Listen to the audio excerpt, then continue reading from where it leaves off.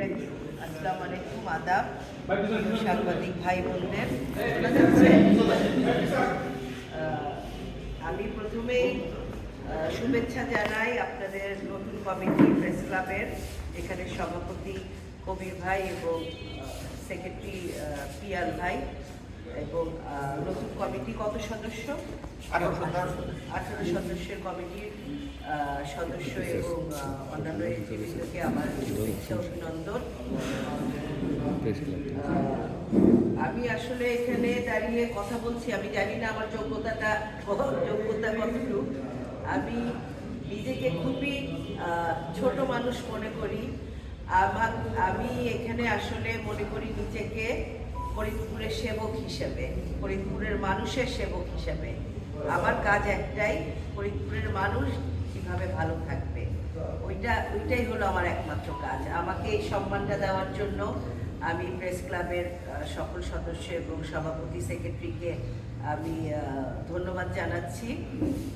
আমি আশা করি আপনারা আগের বছরগুলোতে যেভাবে কাজ করে গেছেন, ফরিদপুরের বুকে সত্য প্রকাশ, নির্ভীক সাংবাদিকতা, সেভাবেই আপনারা সামনে কাজ করবেন। এবং ফরিদপুরের প্রতিটি যে ঘটনা, আর রিসেন্টলি আমি দেখি যে ফরিদপুর খুব ফোকাসে বাংলাদেশের সব জায়গার মধ্যে, ফরিদপুরে এই ঘটনা সেই ঘটনা। তো আপনারা সত্যটা প্রকাশ করবেন, প্রচার করবেন, এটাই আমি আশা করি। ফরিদপুরের মানুষ শান্তিপ্রিয় মানুষ, এদেরকে উচকে দেওয়ার জন্য যদি কোনো শক্তি কাজ করে, সেটা আমাদের প্রতিহত করতে হবে। আর আপনারা জানেন, একটা অপশক্তি এই দেশের স্বাধীনতাকামী মানুষের জীবন বিপন্ন করার জন্য খুবই তৎপর। একটা জাতীয় এবং আন্তর্জাতিক ষড়যন্ত্র এখনো চলছে আমাদের দেশের বিরুদ্ধে। আপনারা তার ব্যাপারে, এই ইস্যুটার ব্যাপারে আপনারা ভোকাল হবেন এবং আপনারা এটা আপনাদের প্রচার করবেন, আমি আশা করি। কারণ এই অপশক্তিটা কেউই চায় না। আপনারা রিসেন্টলি দেখেছেন যে আমাদের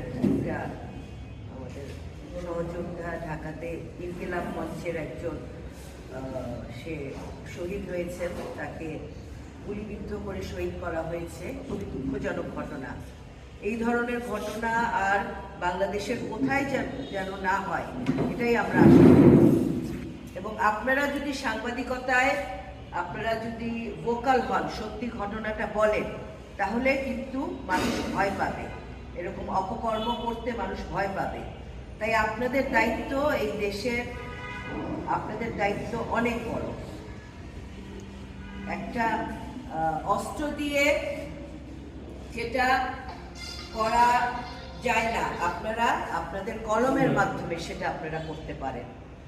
আমি আশা করি সেই দায়িত্বটা আপনারা পালন করবেন দেশপ্রেমিক হিসেবে, আর বিশেষ করে ফরিদপুরে। কারণ ফরিদপুরের ষড়যন্ত্র থেমে নাই। আপনাদের কাছ থেকে আমি আপনাদের কাছে অনুরোধ করি যে আপনারা এই অপশক্তির ব্যাপারে আপনারা সোচ্চার থাকবেন। তো এই আশা ব্যক্ত করে শেষ করছি আজকে। অসংখ্য ধন্যবাদ রবি ভাই।